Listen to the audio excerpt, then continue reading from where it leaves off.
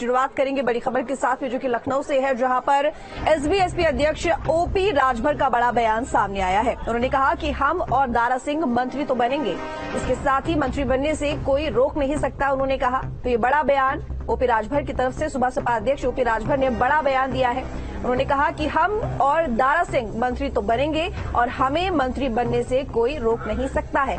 आपको बता दें कि दारा सिंह, जो कि हाल ही में घोसी उपचुनाव में हार गए हैं, और ऐसे में उसके बाद से ही कई तरह की बातें सामने आ रही थी, कई तरह के बयान सामने आ रहे थे। लेकिन इसी बीच ओपी राजभर, जिन्होंने ये बयान दिया है कि हम और दारा सिंह मंत्री तो बनेंगे और हमें मंत्री बनने से कोई भी रोक नहीं सकता है।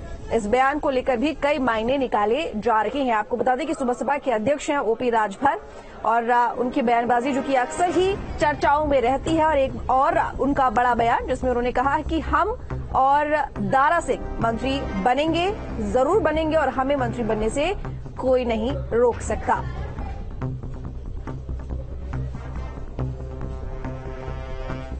तो ये बड़ी जानकारी आपको दे रही हैं ओपी राजभर से जुड़े बयान को लेकर। ओपी राजभर, जिन्होंने ये बड़ा बयान दिया है दारा सिंह को लेकर। आपको बता दें कि हाल ही में घोसी उपचुनाव हुए, जिसमें रिजल्ट सामने आए, और जब रिजल्ट सामने आया 8 सितंबर को, तो उस वक्त ये साफ हो गया कि दारा सिंह ये उपचुनाव हार गए हैं।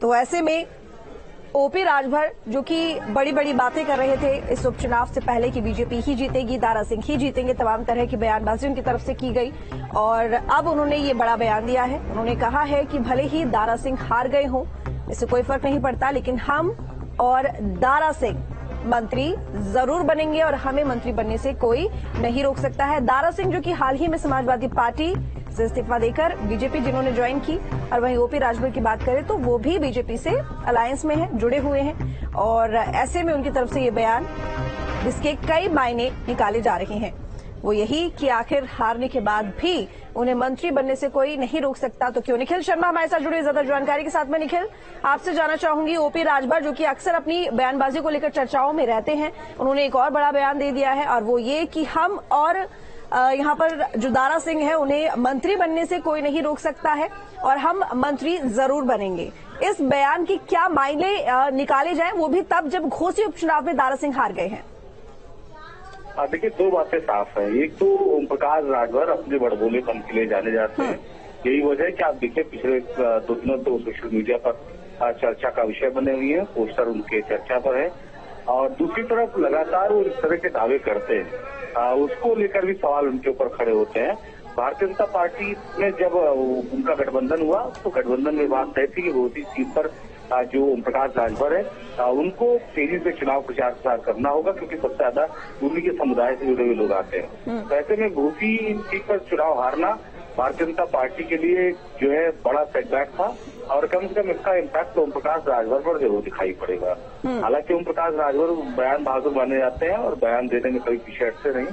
उनका बयान जो आया है वो इस बात का संकेत दे रहा है कि उन्हें जो आश्वासन दिया गया था चुनाव से पहले भारतीय जनता पार्टी की तरफ से, उसको अभी वो मान के चल रहे हैं, सत्ता मान के चल रहे हैं, उन्हें चुनाव के बाद मंत्री पद जो है दे दिया जाएगा।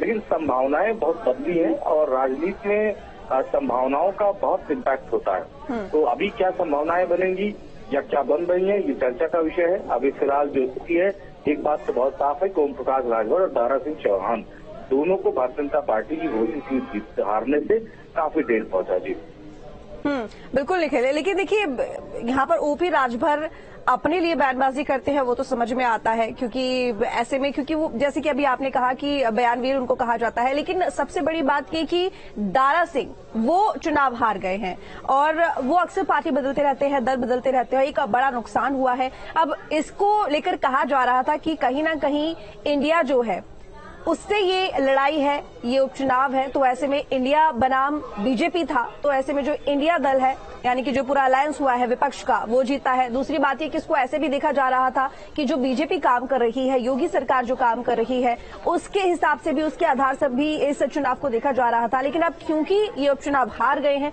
तो ऐसे में ये कहा जा रहा है कि ये किसी भी तरह से ठीक नहीं है। ये सीधा सीधा क्योंकि जो नॉर्मल चुनाव होते हैं, साधारण चुनाव होते हैं, या लोकसभा चुनाव ले लीजिए या विधानसभा चुनाव ले लीजिए, तो उसमें जो पार्टी का मेन फेस होता है उस पर चुनाव लड़े जाते हैं, लेकिन जब कोई भी उपचुनाव होता है तो जिस नेता के ऊपर चुनाव लड़ा जाता है उसी फेस से वोट भी मिलते हैं, तो उसको पार्टी से जोड़कर नहीं देखा जा रहा है। ऐसे में अब यहां पर दारा सिंह की भूमिका की अगर बात करें तो वो पार्टी में क्या रहने वाली है? देखिए, जो घोसी चुनाव है इसमें एक बात बहुत साफ थी, लड़ाई समाजवादी पार्टी और भारतीय जनता पार्टी की नहीं थी। यहाँ लड़ाई प्रत्याशी की थी, दारा सिंह चौहान की थी और समाजवादी पार्टी के प्रत्याशी की थी। चूंकि लगातार दारा सिंह चौहान अपने दल को बदल रहे थे, तमाम दलों को, और निश्चित तौर पर इस बात की नाराजगी क्षेत्र में दिखाई पड़ रही थी और उसका इम्पैक्ट भी आप चुनाव में देखें। अब रही बात जहां तक ओम प्रकाश राजभर की बयानबाजी है उसको लेकर भी और दारा सिंह चौहान को मंत्री बनाए जाने को लेकर, ओम प्रकाश राजभर ही जानते हैं कि भारतीय जनता पार्टी इसकी बड़ी